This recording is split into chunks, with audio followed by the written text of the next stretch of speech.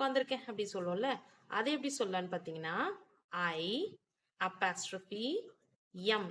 So I apostrophe M போட்டோம்னா என்ன மீனிங்னா ஐ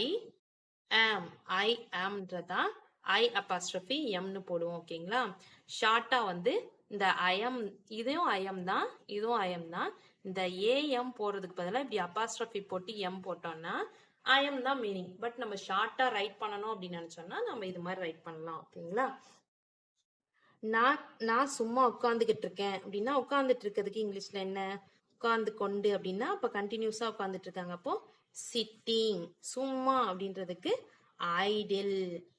ஐ ஆம் சிட்டிங் ஐடில். ஐ ஆம் சிட்டிங் ஐடில். நம்ம இதை அடிக்கடி சொல்லுவோம்ல, நான் சும்மா உட்காந்துக்கிட்டு இருந்தேன் அப்படின்னு சொல்லிட்டு, அதுக்கு நான் ஐ ஆம் சிட்டிங் ஐடில், ஐ ஆம் சிட்டிங் ஐடில்னு சொல்லலாம். ஓகேங்களா? ஓகே ஃப்ரெண்ட்ஸ், இந்த 5 சென்டென்ஸுமே உங்களுக்கு யூஸ்ஃபுல்லாக இருந்திருக்கும்னு நினைக்கிறேன். இந்த வீடியோ உங்களுக்கு பிடிச்சிருந்துச்சுன்னா லைக் பண்ணுங்க, உங்க ஃப்ரெண்ட்ஸ்க்கும் ஷேர் பண்ணுங்க. வேற ஏதாவது டவுட்ஸ்னா கமெண்ட் செக்ஷன்ல கமெண்ட் பண்ணுங்க. என்னுடைய சேனலை சப்ஸ்கிரைப் பண்ணி லைக் பண்ணி மறக்காம சப்ஸ்கிரைப் பண்ணிக்கோங்க ஃப்ரெண்ட்ஸ். உங்க ஃப்ரெண்ட்ஸ்க்கும் ஷேர் பண்ணுங்க.